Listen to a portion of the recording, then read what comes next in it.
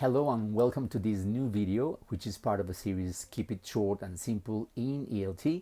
My name is Ricardo Romero, and today we're going to elaborate a little bit more on patterns of interaction. And when we define patterns of interaction, basically what we're saying is how can we better exploit the possibilities for students to interact not only with the teacher but also amongst them. What is the reason for this? The main reason is because languages are social phenomena. So if you want students to really practice the language, they have to do this by interacting with others. This has an additional thing, which is that you are also helping students socialize, negotiate not only meaning but also cultural aspects. So the possibilities are immense, and if you see this from a wider perspective, you could even be teaching the basis of citizenship education. A book that changed my perspective about my profession was this incredible book by Osler and Starkey. Highly recommended. When we think about those patterns of interactions, normally people associate that with one character, that is the teacher, and the other one that are the students. Obviously, teacher-students is one of the traditional patterns. We discussed in a previous video that you can check here, the importance of having more student-centered classes. So today I'm going to elaborate a little bit more on those possible combinations. The first combination is no combination at all. That is, students working on their own. First, regarding the skills, when you are thinking about reading and writing, normally you think about individual processes that students are developing. Therefore, they need concentration, they need just their notes, or eventually they need to check some references, but that should normally be an individual process. But that's not the only moment. The second moment that is essential for this is when you invite your students to reflect on their achievements. You can do this in two different ways. The first one is with generic rubrics, and the second one is with specific rubrics. When you think about generic rubrics, you say, for example, what was the thing that you liked the most? What are 3 words that you remember? Which would you do next time to learn better? How can you put this into practice? As you notice, these questions are generic because you could use them in any particular situation. And the second one are rubrics that relate specifically language objectives. Like, for example, can you describe your family? Can you describe a family tree, etc.? So that would be the case for no interaction at all, when you just leave students to work on their own. Remember, that is very important for productive and receptive skills, like in reading, which is a receptive skill, and in writing, which is a productive skill. The second possibility is pair work. Now, pair work obviously is 2 people interacting, but don't just stop at just having 2 people working together. There are many interesting possibilities here. The first one is when you have different levels of English. And if you do that, not all the time, but sometimes, and you pair up a student who has like more advantages or abilities to learn the language, and that student who finds it more difficult, then by putting them together, not only are you promoting the idea of interacting, but also solidarity, because one student will be helping the other and the other will appreciate that kind of help. You have to make that evident though. The second case for pair work is when you have students from different nationalities or different cultural backgrounds. And particularly with exercises that have to do with culture, it is essential to promote that kind of interaction. Those are key moments for cultural awareness, something that is so important in our societies nowadays. The third possibility is when you have students that have different skill levels. For example, somebody who's very good at reading or at writing or in pronunciation. So you can also do the same thing and generate those kinds of things. Friendship is okay. So if you want to pair up students who are friends, that's completely okay. Sometimes because of discipline, you can just surprise them and do something that I haven't mentioned here, raffle, random, or any other way. Now, the next possibility is what we call teamwork. Notice that I try to avoid the concept of group work because groups are normally amorphous, they don't have a clear purpose, and sometimes a little bit messy. When you think about teams, everybody has a particular role. One person can be the timekeeper, the other person can be the moderator, and other people can be interacting. Please make sure that first they know exactly what they are expected to do. So before you do this, there are some specific recommendations. Recommendation number 1, do not break the class into groups. until they have completely understood the instructions. Second, test those instructions and give an example with one or two people so that people understand exactly what they have to do.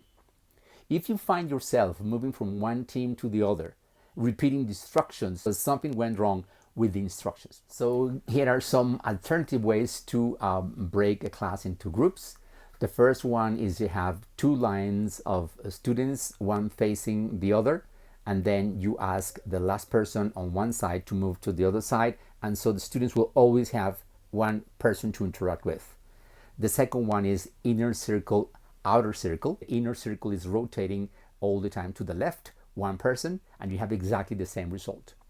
You can create groups by having all the students line up by the initials of the name. Then you can have the same situation by inviting the students to organize themselves by their birth dates.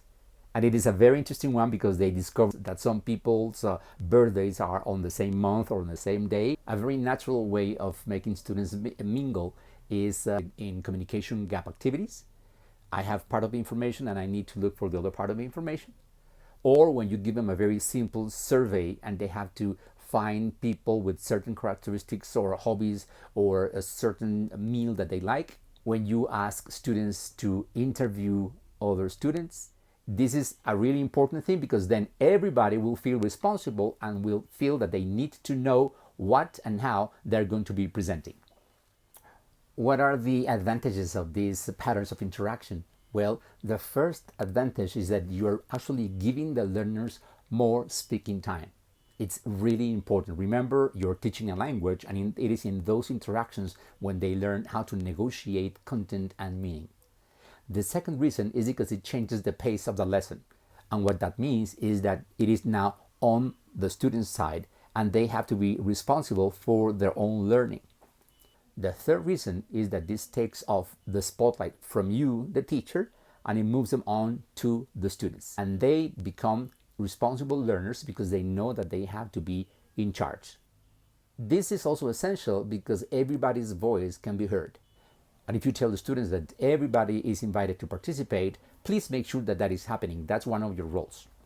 Of course, an enormous advantage is that this is a truly student-centered moment and you have the chance to walk around and also take a little break with your voice. One important thing here is that it also gives the students a sense of achievement, like, yes, I made it, I was able to do this was great. In terms of those citizenship areas that I told you before, this is a great opportunity for people to learn how to be leaders, but also learn how to be followers, learn how to listen to the others, and learn how to take turns. This is a very important thing. In languages, remember that languages are the best vehicle for people to understand how cultures interact and how people interact. But also taking advantage of these interactions is a great tool to reflect on how we as a society can live together.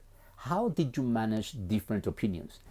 How many times did women have the chance to speak without being interrupted? Were there any instances of discrimination?